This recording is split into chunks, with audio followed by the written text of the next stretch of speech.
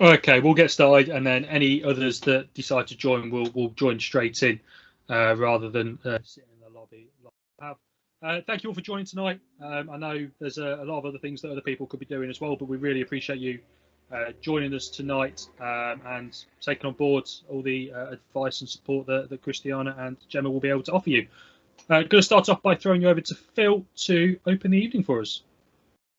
Okay, good evening, everybody. As some of you have already were on the call yesterday, this is a week of some really development opportunities in the evening put together by Sam. We had a really good session last night, and Cristiana, Gemma, no pressure on you, but I'm sure it's going to be equally as good. For my own personal, I started when the Women's Super League first started. I started observing on it right from the beginning. Obviously it's changed slightly now, but I still do the championship, and I think the women's pathway is absolutely excellent and a lot of really good work being done on that. So I'm sure you're going to talk about that. As I said before, these sessions are essential, really. You've got a major part to play, referees, as football returns for Cambridgeshire, certainly fully. Not this Saturday, but the following Saturday. So these are great opportunities for you. And I know the feedback from last night was really positive. So go into it. Either it's a small thing you take out of it, then you've got something from it. So thanks very much. And over to Gemma and Cristiana. Thanks very much, Phil. Thanks, Sam. I will share my screen now. If I could have a thumbs up or a shout out when I can see someone. We're good. It is live. You're live. We're live. Good. That's what I like to hear. Fab. So, firstly, thanks to everyone for joining tonight.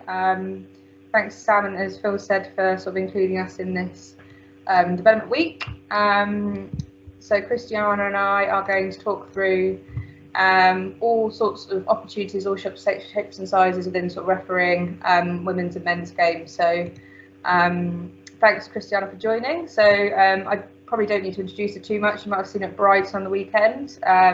Women's Super League referee, level 4 referee in the men's game.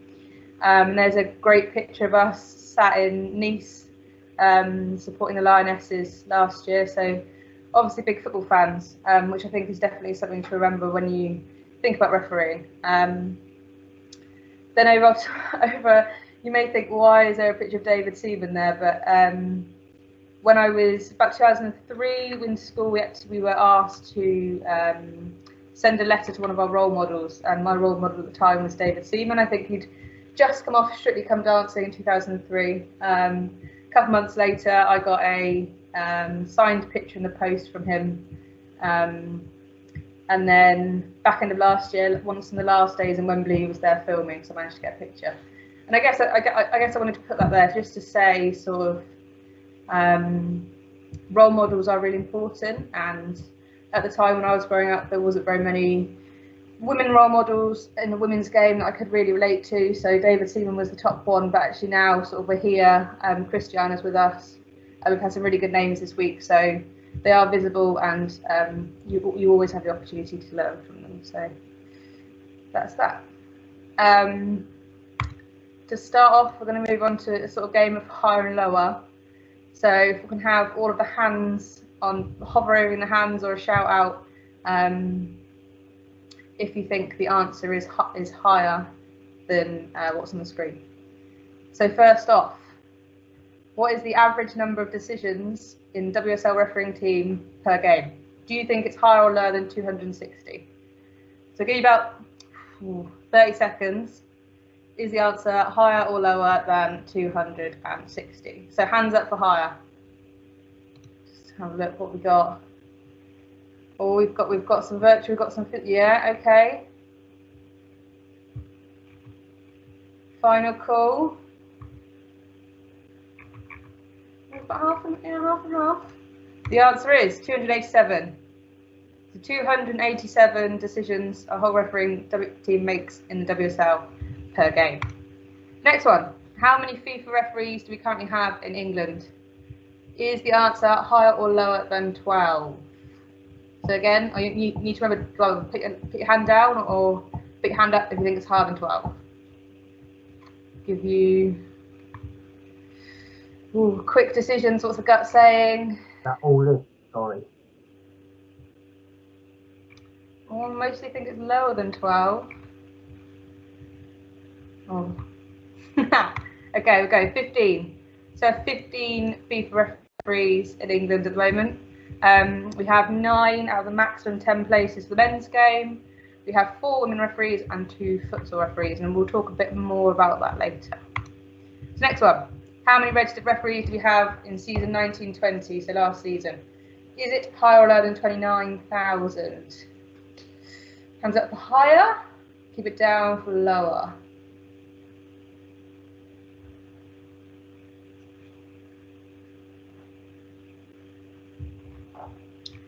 Okay.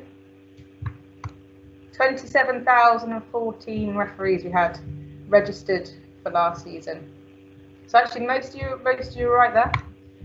Next one. We've said about FIFA referees. How many FIFA assistant referees do we have representing England on the FIFA list? Higher or lower than 20?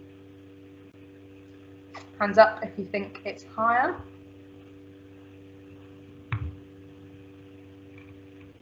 Okay, so pretty much half of you think higher, pretty evenly split really. Good, okay. The answer is 16. So we have the most female referees we've ever had on the assistant referee list this year. Next one. How many FA competitions are there? So how many FA competitions are run by the competitions department in the FA? And if you could put them in the chat, wow, that's some serious points. But is it higher or lower than 9?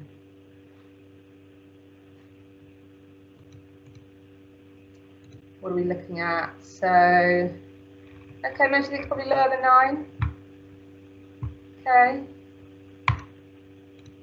8. So without looking, we have the FA Cup, the FA Trophy, the FA Vase, the Women's Cup, we have the County Youth Cup, we have the Interleague, and we have the Youth Cup. So as 8 potential competitions for you to receive appointments on that are made by, mostly by, I won the Sunday Cup, the FA Referees Department. How many registered futsal referees are there registered in season 19-20? Higher or lower than 400? Okay, most of you think that's probably lower. Few hands up for higher. 513 futsal referees registered for season 19-20. So, not too good on that one. Final question. How many referees are there in the FA Core programme? We are joined by one of our centre leaders tonight. Oh, a few hands up, more than 600. Oh, it's pretty evenly split. 437. Last question, hands down.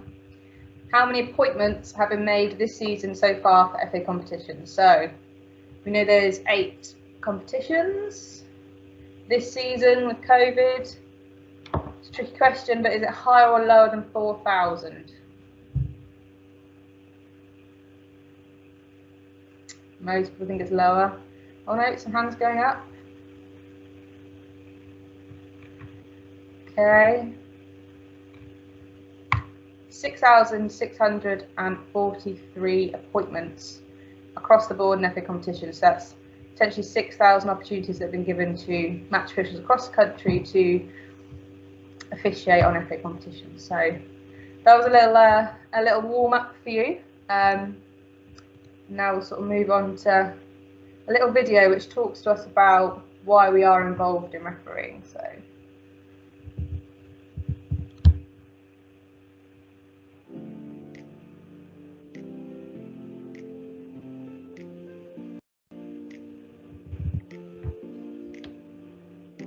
Refereeing has given me a potential future career. Refereeing has made me make new friends. Refereeing has improved my fitness a lot. Refereeing has given me the ability to be more assertive in everyday life. Refereeing has given me confidence. Refereeing has helped me develop my fitness. Refereeing has helped me become more confident managing friends. Refereeing has allowed me to see a different perspective to football. Refereeing has helped me to become more confident in talking to new people. Refereeing has given me the opportunity to officiate on an international level. Refereeing has allowed me to develop my people management skills. It's allowed me to officiate within the professional game and operate at some amazing grounds. Refereeing has really helped me increase my fitness. Referee has provided me with a new challenge. Refereeing has taught me to reflect on my performances. Referee has given me a family, and I hope to be around for as long as I can. Refereeing has given me more knowledge on football to improve my skills during the game. Referee helped me build my confidence. Refereeing has given me a safe space where I feel in control. Refereeing has allowed me to travel All over Europe and meet new and interesting people. Refereeing has made me more confident. Refereeing has given me opportunities. A sense of achievement. A sense of purpose after an injury. A sense of pride when leading a team out on match day.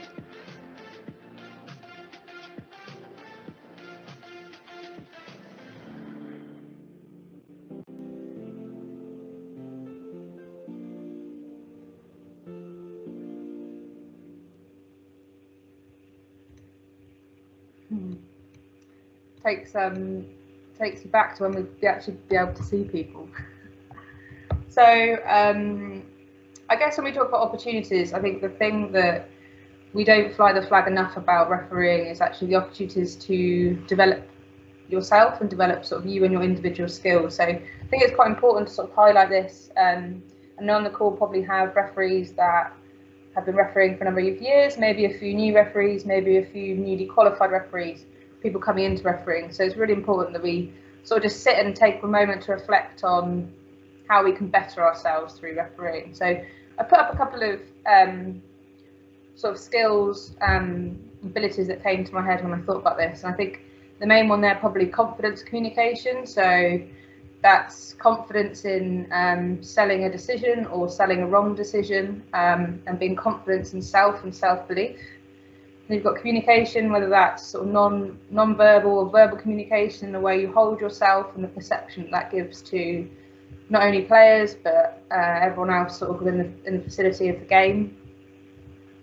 You can meet new people, so even though there's a perception that refereeing can be quite lonely, and I think definitely it can be, but you build those support networks around you, you go and see new people, you meet different assistants on different weekends.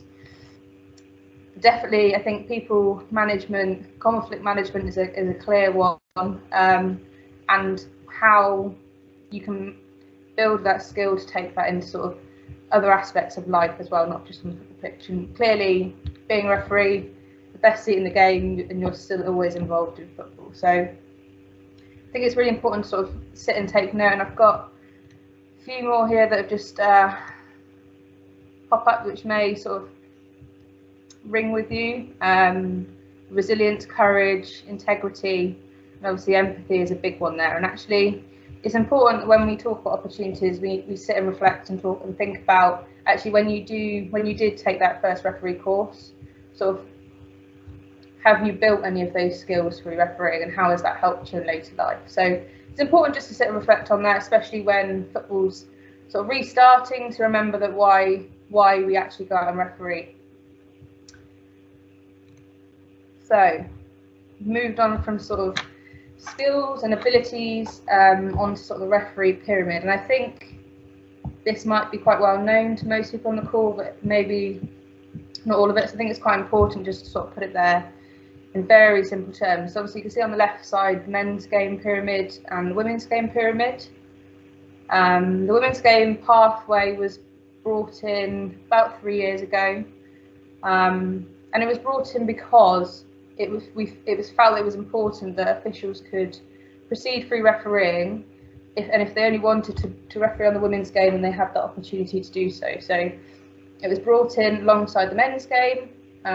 You can either progress up the women's pathway solely, or you can progress up the men's pathway, or what we see mostly is actually officials decide to sort of navigate through both pathways and get that exposure to both the men's and the women's game. So you can see there I've put sort of the dotted line above level 5 and above 4W, the women's game, and that really is sort of a significant step up, I guess. From level 5 to 4, you're sort of coming through the county up into sort of the non-league pyramid. We say that when you come to level 4, you step up into the sort of top 5% of officials in the country. And when we look back at the sort of stats we said before, that 27,000, you're then moving up into the top 5% of that. So you really are going from the majority to stepping up into sort of that sort of elite pathway. And we know that clubs in the non-league pyramid, the demands on the game are ever growing. So there's a lot more money in the non-league pyramid now, so the demands on refereeing is much higher. And then, so when you look across the women's game, the line above 4W, 3W, so you're going from the lower tiers into tier 3 and tier 4 as a 3W. And actually, when we look at the pyramid, it's quite obvious that why is there only 4 levels in the women's game and why is there 7 in the men's? And actually, that's just solely comes down to the depth of football in the country.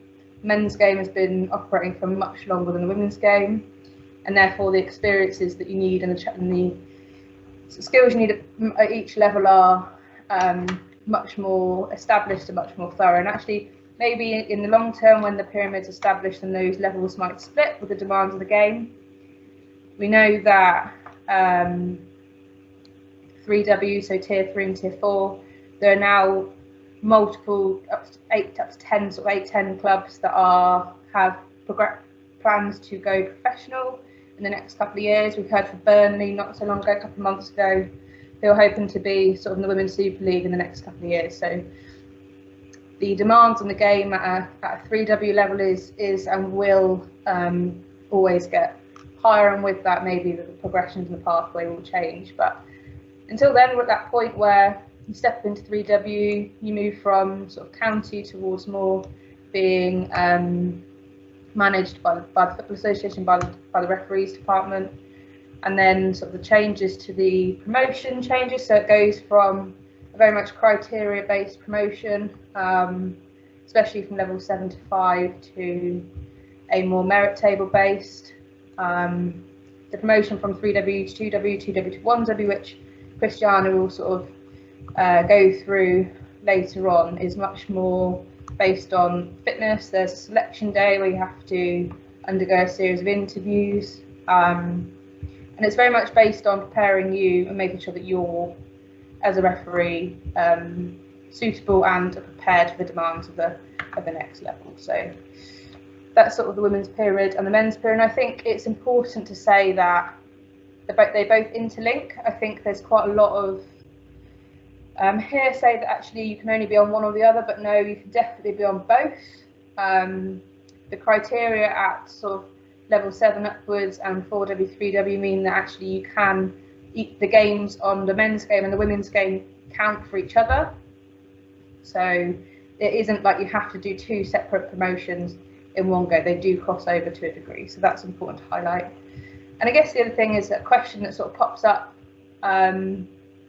is sort of specialisation. Actually, I prefer to run the line, I prefer to be in the middle, and when can you do that? We know that as a referee, you run the line to the level up, and that's still the case in the women's game. We know at level 3 that you can specialise, and now last season the promotion and the criteria for specialisation level 4 was released, so there is an opportunity there to become specialised and go up on the assistant pathway. So and that's the same in the women's game.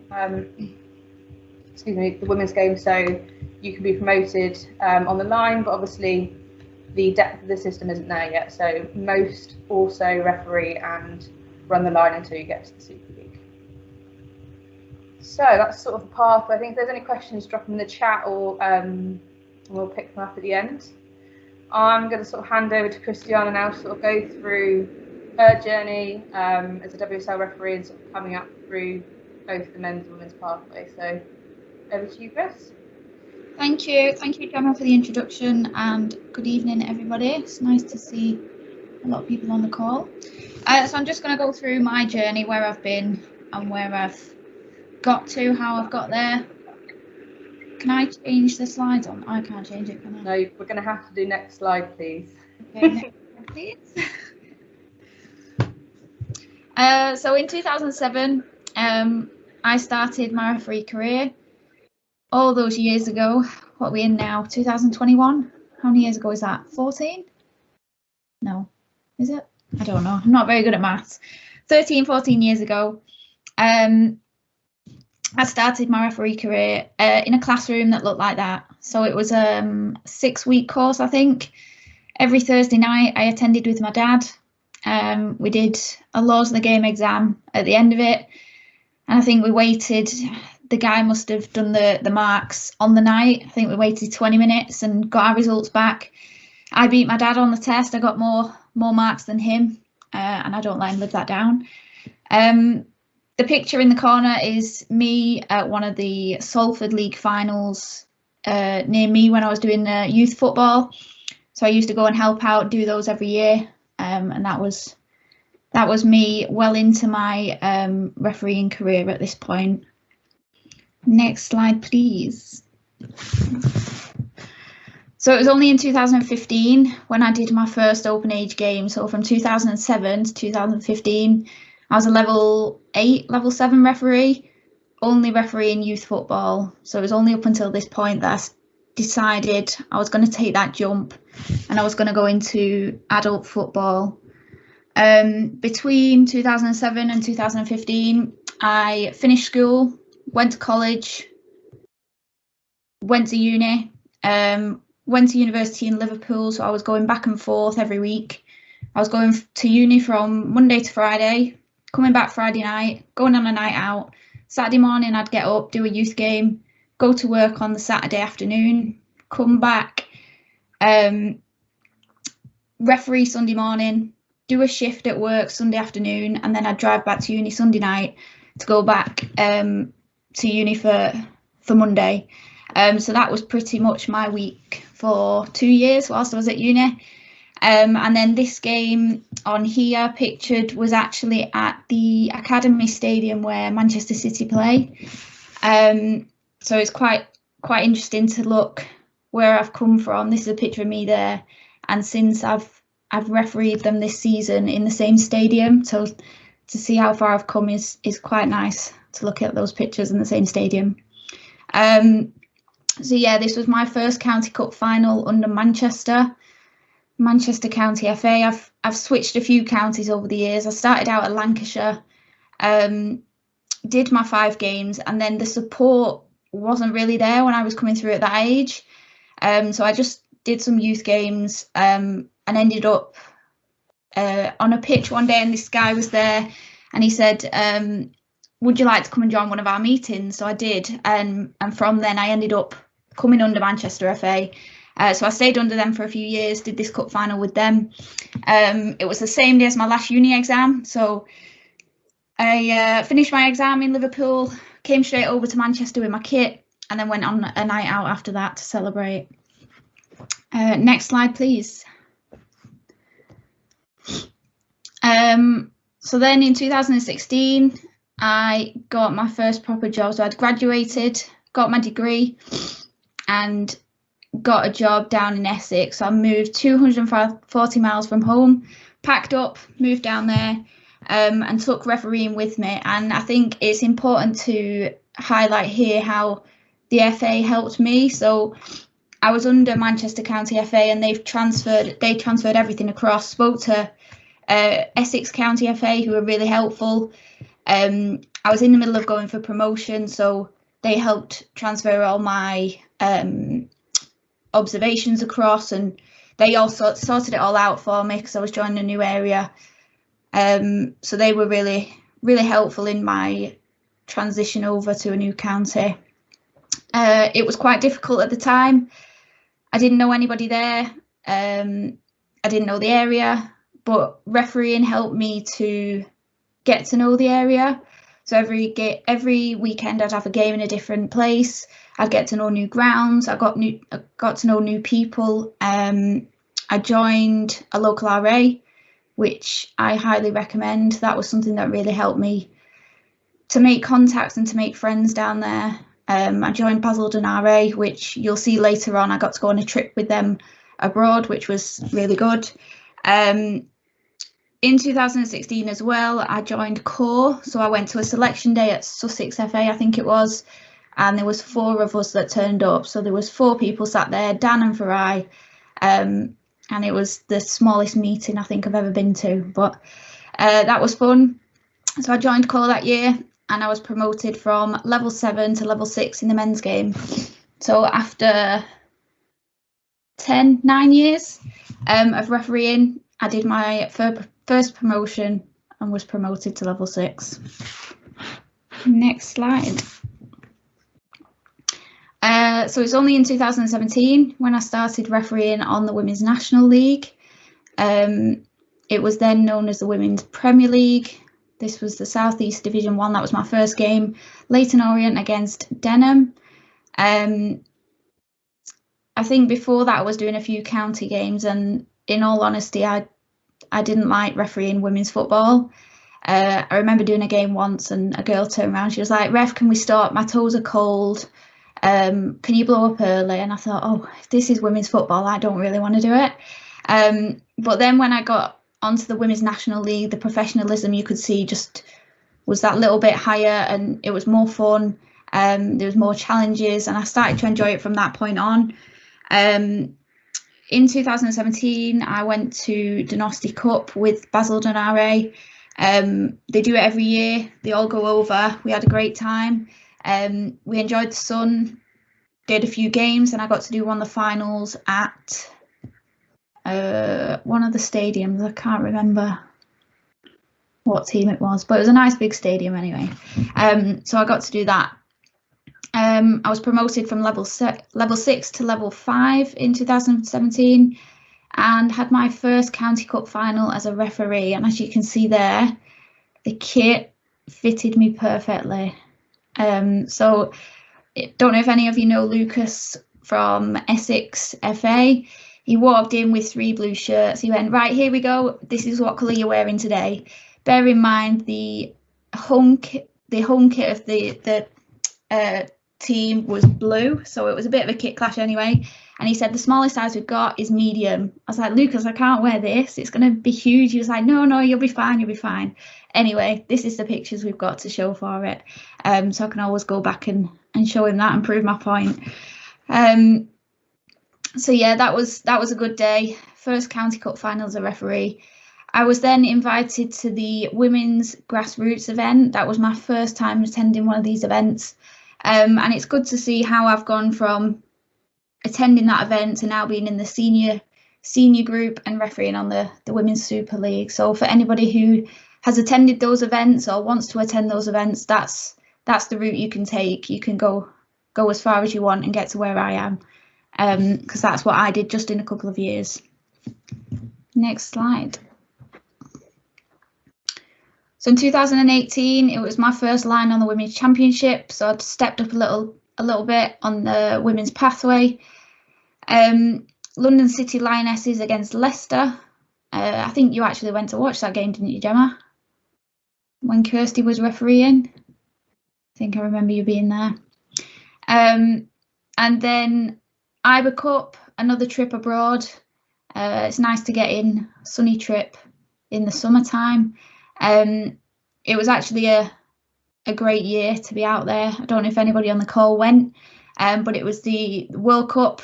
England were doing really well, and there was an Irish bar over there, so every night every single referee from the UK would be in this Irish bar. We'd all be cheering on England when they were playing. It was just, yeah, really good atmosphere. We got to know loads of people, loads of refs from all around the country being out there, and it was a great opportunity to referee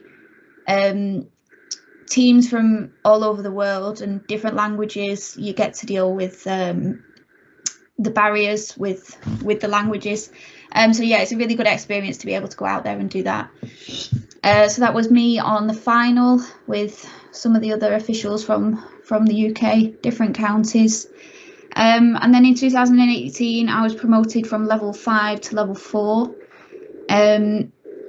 and invited for the first time to the senior women's event, which is, I think I am 2 from the left on the top row there. So that was my first time at the event.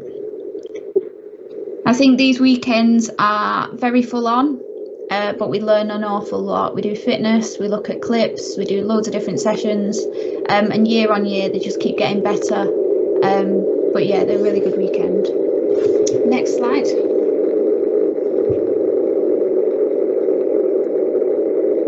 I can hear something like a train. Is that normal?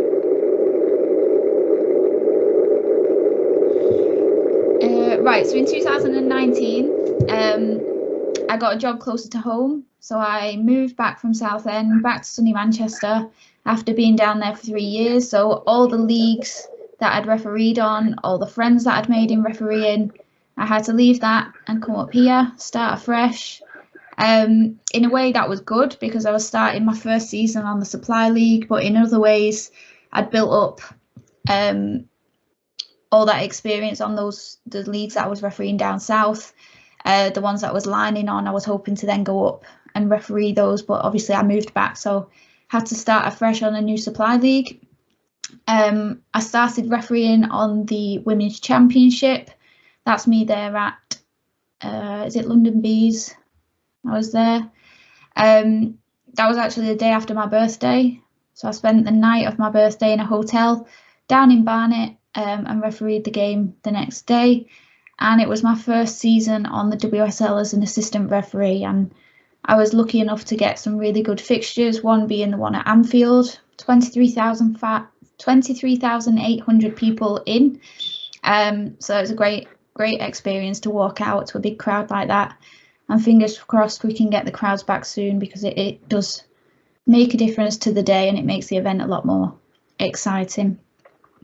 That year as well, I got my first international friendly appointment as a referee. My dad and granddad came to watch. They were stood on the sideline, very proud of me on that day. When I was starting on the supply league, a story I just want to share with everybody is that I thought it would be a bit of a challenge. I started off well. I had one game, good marks from the observer. Game went really well. Next game, again, same thing. I thought, right, okay, maybe it's not as tricky as what people think. And then I think it was 3 or 4 games in. On a Tuesday night, I was at a game after work over in Huddersfield, and it went terrible. I missed 2 dogsos. I missed a red card in a bit of a melee going on with some players, and the highlights were all over YouTube the next day, and I was distraught. I was like, oh no, if this is what level 4 is, I'm not ready for this. But then I sat down with my coach, we went through it, and I bounced back from there. But I'm happy that I had that experience in that game, because that's what helped me learn very early on in the season, and it made me a better referee. So if you do have games like that, take it, learn from it, and move on. Next slide. So in 2020, I was lucky enough to be appointed as reserve assistant referee on the Community Shield at Wembley. Great day and great team. Went out into Wembley, massive stadium. I've been there before as a supporter, but never as an official, so it was nice to be there and enjoy that side of it. I was also successful after a good season on the championship. I ended up in a good position on the merit table, and then was selected for the selection day, which Gemma was talking about before. So during that day we had like a day-long interview. It felt like 3 different sections, bits on law, an interview section, and then another bit on what I've learned so far about refereeing, about myself, where I've come from, and all the strengths and development areas of my career. So it was a very long day, but I put a lot of effort into it. I was in this room, I had notes up all over the place, nervous as you can imagine, but put my all into it. And then we did the law, and unfortunately we didn't do the fitness because we were obviously in lockdown, so it was all virtual. but I was successful in the interview stage, and I got a phone call the next day, and I was ecstatic when I was told that I was going to referee on the Super League this season. So yeah, that was good. Next slide.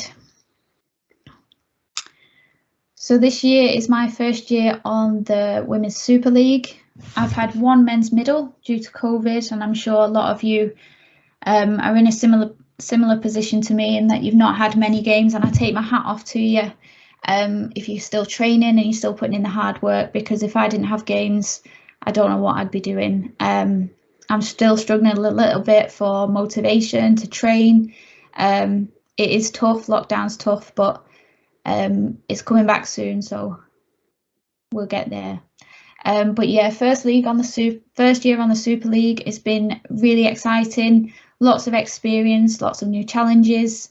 I'm really enjoying it, and I'm hoping that that continues for the rest of the season and we carry on, and I keep getting more experience ready for the new season next year, which I'm sure you're all aware we've got a new broadcast deal coming in, so I'm sure that'll bring plenty more challenges with it. I think that's it from me.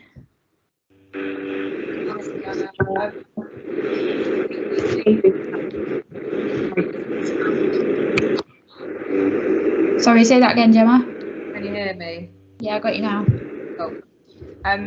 Yeah, thanks. So it's just amazing how that progression sort of, you started in the youth league and then sort of explosion of progression upwards to get you where you are. And I think it is important that we do share those sort of negative sort of experiences with each other, because actually you can't better yourself if you don't have them. So I think that's also really important. So thank you for sharing. We'll move on now to some of the things you did say, Cristiana, about the sort of opportunities you had alongside your refereeing to go and meet new people and go to see new places. So I thought I'd sort of pull out a few that that sort of the FA runs sort of nationally. So on the left we've got the Premier League tournaments and the England Youth International Games at St George's Park. So these are sort of nationally appointed to by the referees department, and really good opportunities and sort of safe spaces to be part of the elite programme, sort of from under 16s and 15s up to under 23s England, both internal friendlies and international friendlies. So it's a really safe space to learn and to have that experience of that elite environment. So then we've got the opportunity to be part of the camps that Cristiana alluded to. So I'm sure heard of the sort of national women's grassroots event that happens in February every year. So there's a picture at the bottom there. For last year we had over 120 women referees join us at a day at St George's Park, and I know there are a few from Cambridge that came to join us. So it's a day really to inspire, it's a day to develop, and we say if you leave that day with a little bit more knowledge, with maybe a few different connections to support you, then that's a day well spent. So then we move on, obviously, as Cristiana said, from the grassroots up into sort of that senior group. You are part of that group when you are on the 3W to 2W promotion scheme and have passed your fitness test.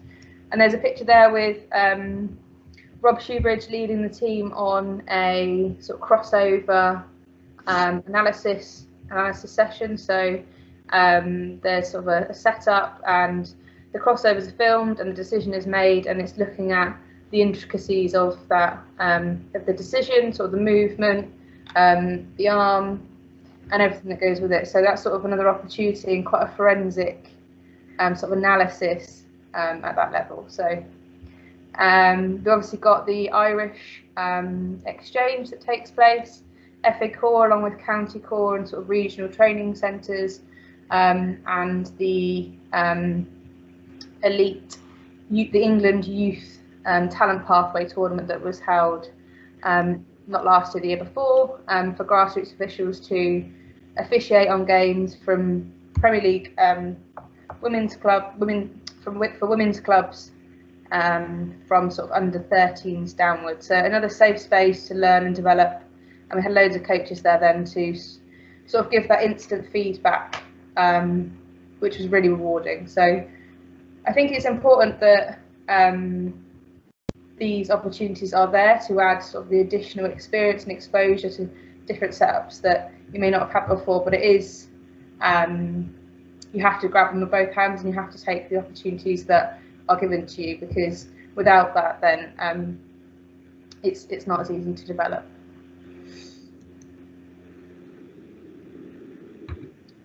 So moving on to sort of what else refereeing can give you. So I think I said before about sort of the isolation that people may associate with refereeing, but actually there's a massive sort of refereeing workforce behind refereeing. So not just sort of open age, there's youth, there's futsal, there's a disability pathways. The futsal pathway headed up by Mark Burkett, who you probably will know as our sort of head FIFA referee. He leads on the futsal development of the refereeing, and obviously the disability. To take sort of pan disability workshop, you have to be a registered referee, but it's a great opportunity to get involved in sort of other refereeing pathways as well. And then I think sort of the sort of, as I said, fundamental part of refereeing at that very early level is mentoring. I think we all hear everyone talk about their, whether it's Sian and her dad, whether it's Cristiana doing her course with her dad, that sort of early support. There's someone there that you can talk to in the early stages to support you and give that sort of feedback. So I think it's good to say that that doesn't take much. It's just a ear, it's someone to sort of pick up the phone after a game and really have that reflection piece on what did you do well, what did you think you could have done better, how do you go and do that better the next game. So there's really just a point of contact to really give back to sort of officials in the early stages.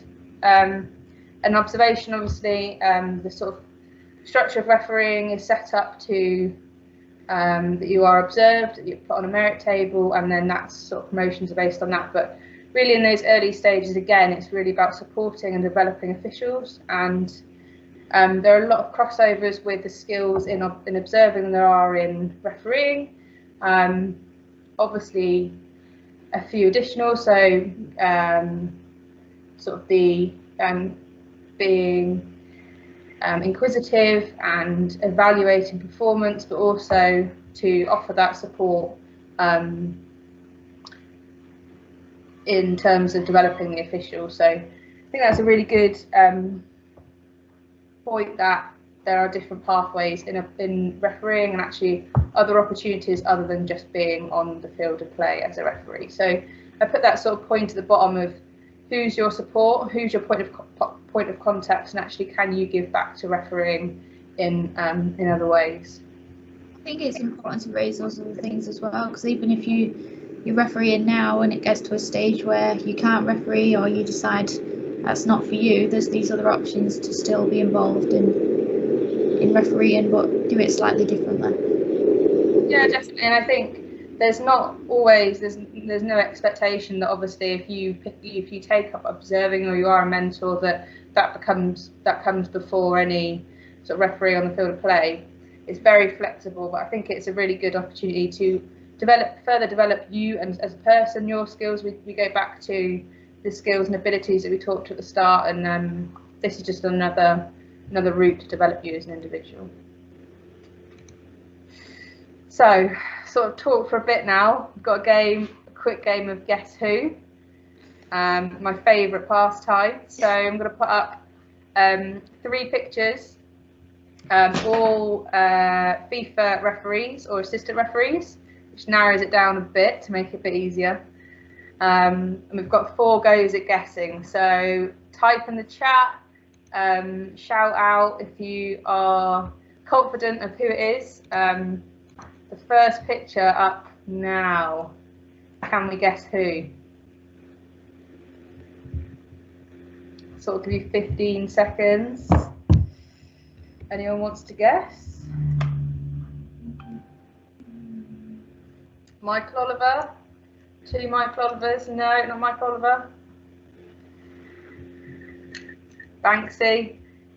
Yeah. There we go. It is FIFA referee, new on the list this year, Peter Banks.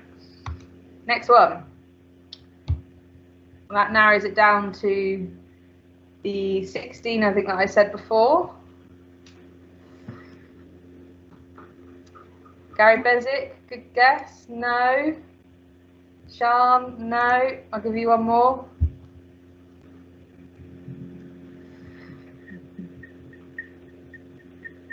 Thought that bit was a ponytail, but it's not. Adam Nunn, no. Keep going.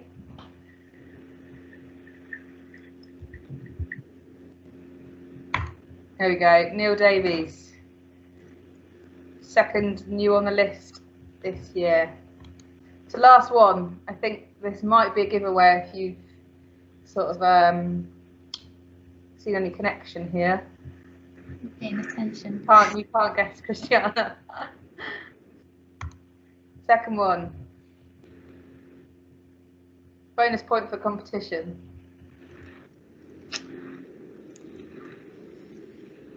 See Sam's typing. One more. Close. Right competition. Wrong person. Emily. Yeah. I was going to say Emily, but I couldn't remember her last name. Emily Carney. So she's the 3rd new official on the FIFA this year, and that's her at the Community Shield at Wembley. Very empty Wembley. So last on the sort of list we wanted to sort of go through tonight in terms of opportunities was sort of the top of the pile, I guess, in being the international list. So obviously we've gone through the 3 new officials, Neil Davies, Peter Banks, Emily Carney, that are new to the 2021 list this year. The refereeing list runs from January to December, and each year all officials are re-nominated and re-accepted by FIFA. So as we sort of went through in the beginning, 15 referees and 16 assistant referees, 2 futsal referees in Peter Nurse and Mark Burkett. And new this year for 2021 was the nomination of video match officials to the list. So we said sort of earlier, being the highest number of 9 out of 10 of the maximum referees and the most women assistant referees that we've had ever. So it's a real, it's obviously really real honour to be on that top list. And at the top, I've got the categories of the nomination. So you've got elite 1st, 2nd, and 3rd. So when you're new to the list, you go on at 3rd, and then you get promoted through the ranks. So we have our pathways within refereeing in England in the men's and women's pyramid, and then you go to FIFA, and that sort of continues.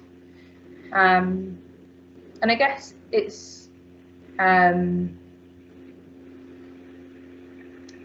yeah. So the other thing I was going to say is, in terms of UEFA, we have UEFA Core, which is another opportunity to sort of, on that sort of elite level, you can get nominated onto UEFA Core, and that acts similar to the Centre of Refereeing Excellence that we operate in England in terms of technical and physical and psychological development. So I think the last thing I've sort of got up on there is sort of breaking barriers and appointments, snapshot of opportunities to come, and I've put a few titles up there, and I'll leave them up there for you to sort of read through. I'm sure you've probably seen them before. And that first top left-hand corner one that has been published today, and Rebecca Welsh being the first woman referee to referee a Football League game. I think it's just quite incredible that we can celebrate so much success. I think there's so many barriers to break. We've had the likes of Stephanie Frappard, seems to be breaking barriers every week. The latest one is she's the first official to officiating men's World Cup qualifier. Obviously, earlier last year we had Anthony Taylor and his team in the Super Cup, and Chris Kavanagh in the Youth Cup final, with obviously Sian and the team as well. And I think when we say referees and we say FIFA referees and we see FIFA assistants, even though there is the sort of the highlight of gender within that, that's been taken out of the FIFA list now. So you're not nominated as a women referee or nominated as a referee, and that allows for these barriers to be broken because you're there to referee a match. So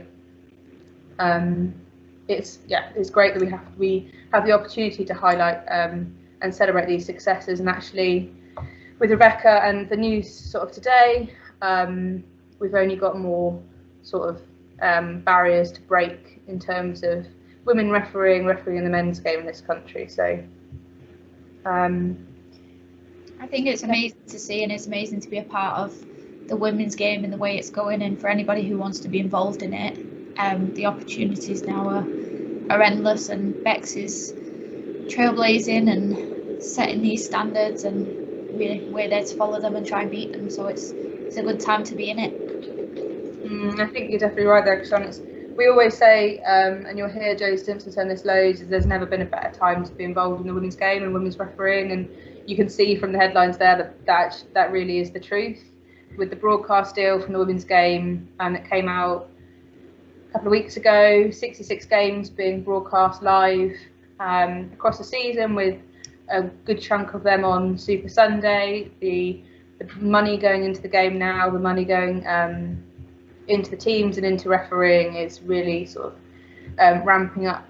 And obviously with that is expectation and probably criticism, but that's actually a challenge for us to rise to support our officials sort of moving up through the pyramid. So yeah, that's it from us. I'll hand back over to Sam sort of for any questions. Perfect. Thank you both very much. We've got 2 questions that have come in already, I can see, with raised hands. So we'll start off with them and then we'll flick on to ones that have been sent in previously. So, Chris, we will open up with yourself. Thanks, Sam. Gemma, Cristiana, great insight with Cristiana's career there, starting off at a very early age, and obviously with her aspirations. Talking of aspirations, we obviously ask our referees across FA Core and within counties their aspirations and goals of what they're looking to set. I've got a table in front of me, Cristiana, and I'm going to place a women's international FIFA badge and a place on the EFL national list in the men's game. Which one are you going to take? Good question. Oh, I don't know. I'll come back to you tomorrow. But drop me a DM. That's absolutely fine. You don't have to answer it now. I'll think about that tonight when I'm going to bed. Can't decide. Good question. Let's try and make them a little bit easier. Stacey, I can see your hands still raised. We'll open up with you. Oh yeah. First of all, great presentation, guys. It was really great to see your journey, Cristiana. It's absolutely amazing achievement for what you've come through at such a young age. My question only, I haven't really seen a lot about it. Obviously, we know a lot about promotions already. I'm just wondering when the applications open back up again to apply for promotion. For 3W to 2W. Yeah, so I know you were on promotion last year, so that will carry over this year. Any games that you did will obviously carry over. So cool. I think probably Joe will probably be in contact just to confirm that people on the pathway last year still want to continue. But as far as so potentially I might not have to reapply; it will just carry over. Yeah. Perfect. Okay. Cool. Thanks, Gemma. Perfect. Any other questions before I fire off with some that came in prior to the start of the session? Nope. Okay, if they do, drop them in chat or raise your hand and we'll come to you at the earliest opportunity. I've shared the screen, so hopefully you can all see that. I'm going to start with Cristiana. when you started refereeing 14, 13 years ago, I was still trying to work out the maths myself, so it's not just you. What was your initial ambition when you first started refereeing?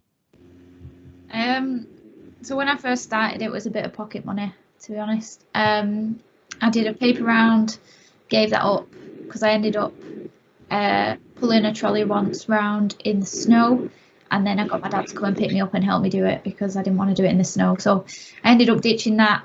I used to play when I was younger and then stopped. I wasn't very confident, and then my dad said, let's do this course, we'll do it together, and then you can earn some money as you're doing it. So initial ambition was to get a bit of money in the pocket, and then as I started picking up, I attended development groups, became part of groups and meetings, and I then realised that there was more to it than just a bit of money. So I started putting a bit of effort into it, and that's where my love for refereeing grew. And I just wanted to get better and better, and that's where I've ended up. I've ended up here now, wanting to achieve even more. So yeah, that's how it started. Perfect. I think that's probably quite relatable for a lot of people on this call. Most people, when they do start, the younger age groups do start for the pocket money that is available from there, and the money does tend to be better than a paper round and is a lot easier than pulling trolleys round in the snow. So I think everything that we've said tonight so far is really relatable to a lot of other individuals, and how you've all started your individual journeys as well. And you can see the opportunities that have progressed from that as well to the state that Cristiana's at now. Gemma, question for you. Since you joined the FA, what has been the biggest positive refereeing impact that you have witnessed? I think it has to be in sort of the impact within women's refereeing. And I think we were always conscious of, when I joined in back end of 2017, that the women's game was progressing at such a rate that refereeing needed to keep up. And the strategy that was brought in to sort of acknowledge the standard at the top and raise that standard at the top, and bring more girls and women into refereeing at the bottom, and sort of try and push the top down and bring the bottom up. And I think we are seeing obviously the benefits of it now with where we are, and that's only going to increase with the sort of the funding from the new broadcast deal.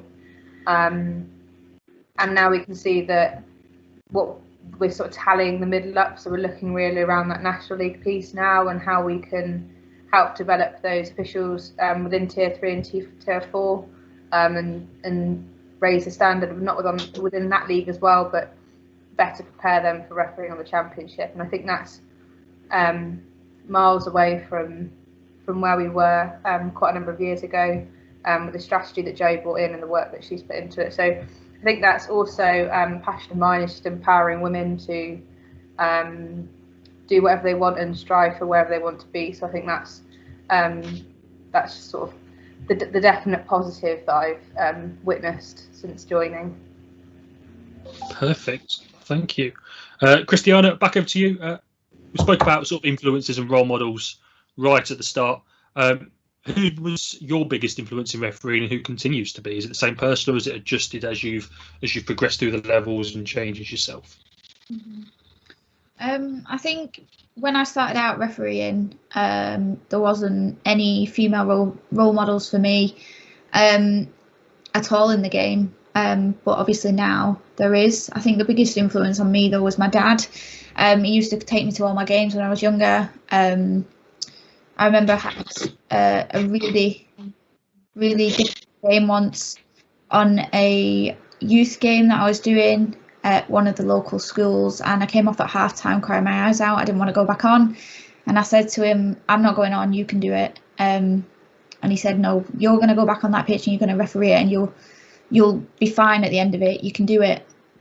So anyway, I ended up finishing the game, came off, and every time I get an appointment now, I'll ring him and I'll tell him, and he'll say, do you remember that time when you nearly gave up, you stood there crying and didn't want to go back on? If you never did it, you wouldn't be where you are now.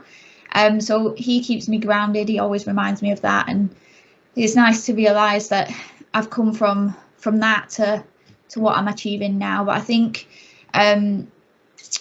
some of the girls that are influencing me now are definitely Bex and Shan.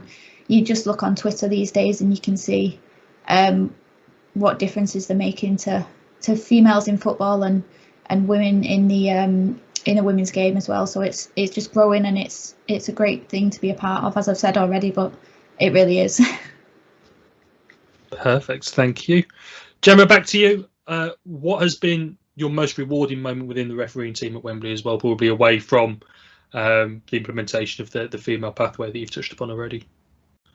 I've actually got two answers to this, which if I'll let you have them. Of course. The personal answer to my rewarding moment at Wembley was saving a goal on the pitch on pitch day. We had an 11v11, lucky enough to have an 11v11 game at the back end of 2019, before the pitch was pulled up and relayed ready for the international break. And I managed to sort of relive, I think, every football fan's childhood dream of playing on the pitch. So that's definitely my personal rewarding moment at Wembley. I think the other big standout to me was the women's grassroots event March last year. I think that when you've got just 120 women referees in one room and sort of doing the practicals at St George's Park, it sort of gives you shivers. It was just incredible to see so many people passionate about refereeing, actual refereeing, and wanting to learn, wanting to progress. There was so much just awe that we had the Conti Cup final team there that had sort of fresh off the Conti Cup final the day before, and it was just really, the room was just ready to learn, and that was definitely my most rewarding moment, being there.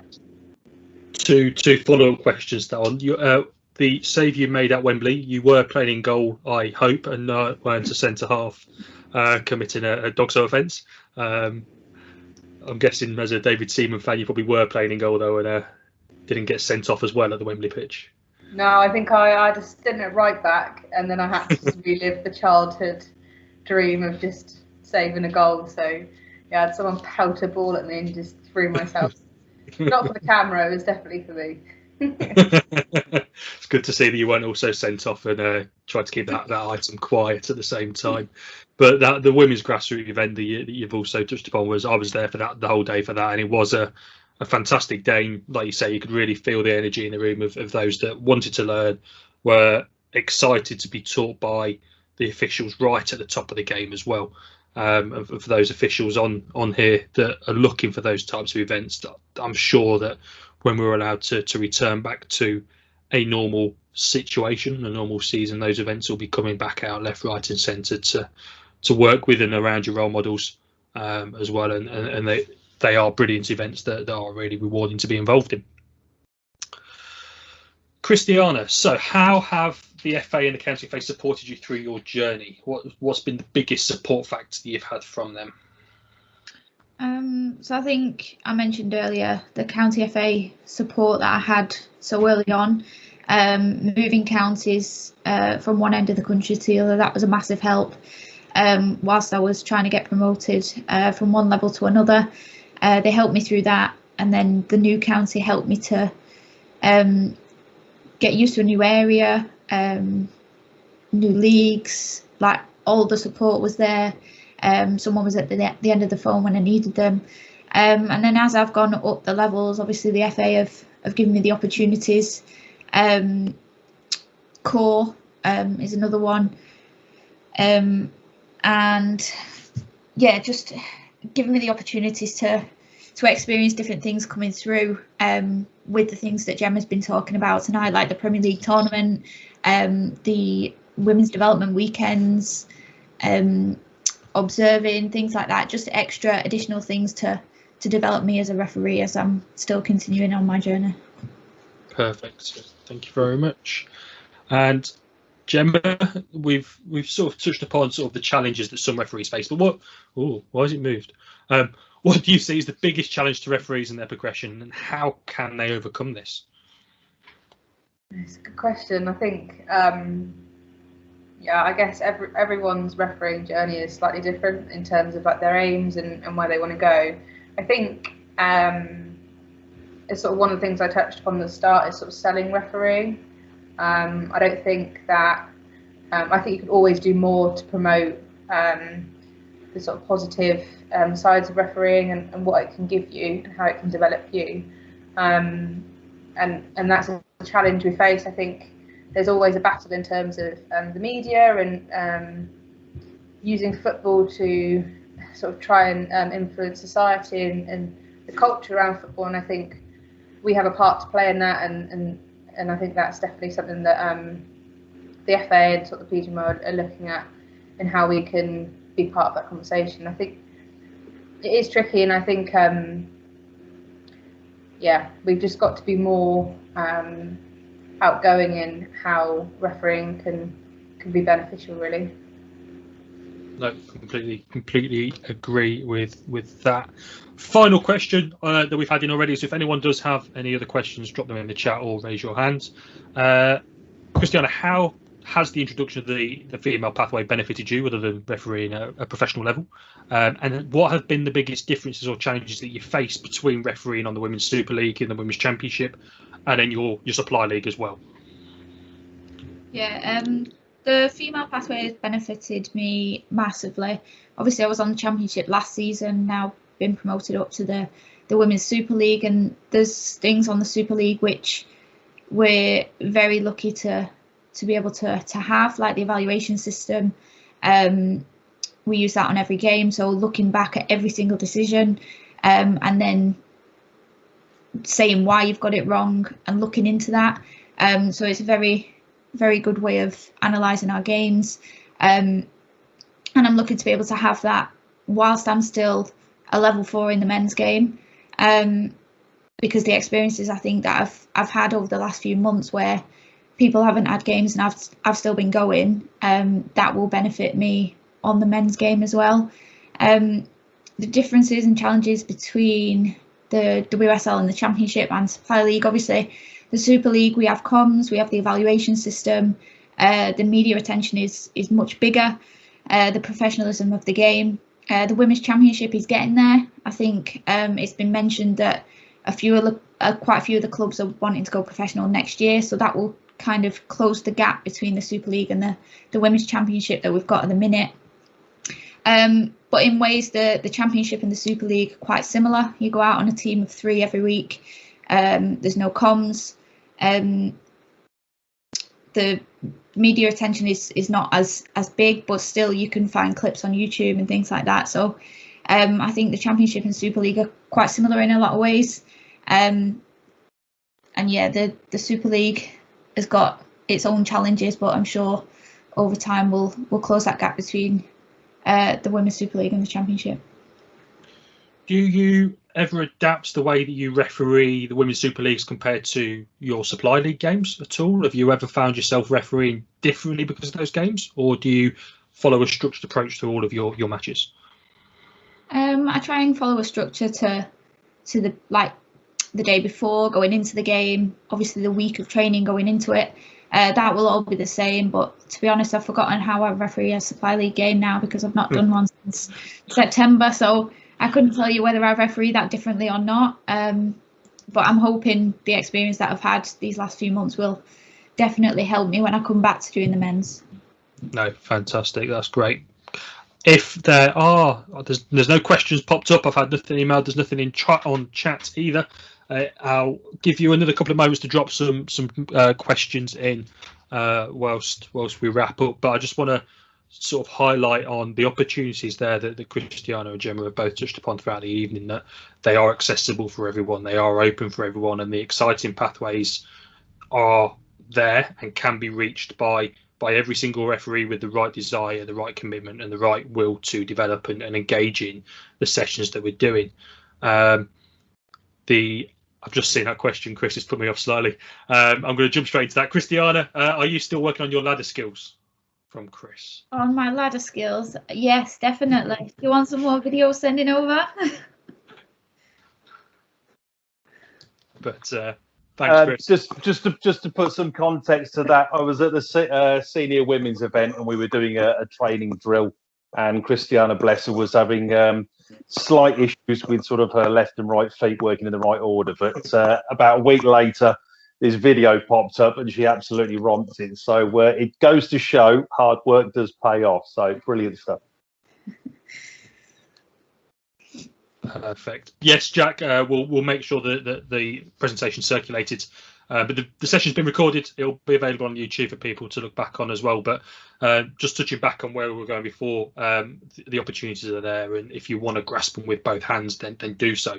The speed at which Cristiana has progressed from attaining level 4 through to the Women's Super League as well has been phenomenal, and the opportunities are there for everyone to be able to do so as well. And I think sometimes people forget that both pathways are open to every single person. I think there's possibly been a misconception before where the female pathway is only open to female referees. That's not at all the case. So if you are thinking, actually, I want to give that a try, drop us an email. We'll send you through the details. We'll send you through the promotion information when it's available as well, and we'll start you on that journey to give you that opportunity to referee at a professional level on the women's side as well, with a lot more options available to you as well. If there's no further questions coming in, Cristiana, Gemma, massive thank you once again for your time this evening, and taking the time out to put together this presentation and give our referees an exciting overview of what is available, what you've all achieved, and how we can all progress as referees moving forward, and what we can grasp with both hands. There's a comment coming in from Stacey, so I'm just going to sort of hold on for one moment. Well, Stacey, do you want to unmute? You're happy to unmute? And yeah, I'll unmute. No, all I was going to do is just going to echo and just say thanks, Gemma and Cristiana, for the presentation today. That was all I was going to write. Thank you, guys. Perfect. And on that note, I'm going to sort of touch upon what we've got left for the rest of the week. So tomorrow, we're joined by Dan Meeson, who's going to deliver a session on DOGSO. I was hoping after Gemma's conversation earlier about handball at Wembley that we might get a video clip of that, but she was playing goal, so we're not going to see that.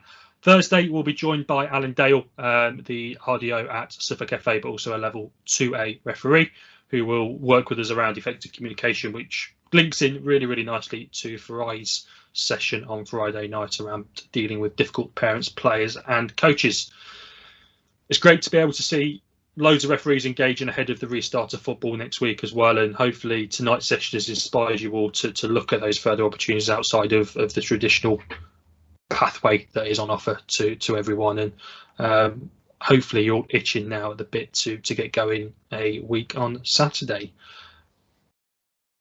I'll wrap it up for tonight. Thank you all for taking the time. If there's any questions that people want to drop in afterwards that they don't feel comfortable asking in front of a group, I'm sure Gemma and Cristiana will be happy to hang around shortly for five or 10 minutes to answer any questions that people may have on a more one-to-one basis. Thank you all for your input tonight and your engagement and joining the session. Have a great evening, and hopefully see you all tomorrow night. Thanks, everyone.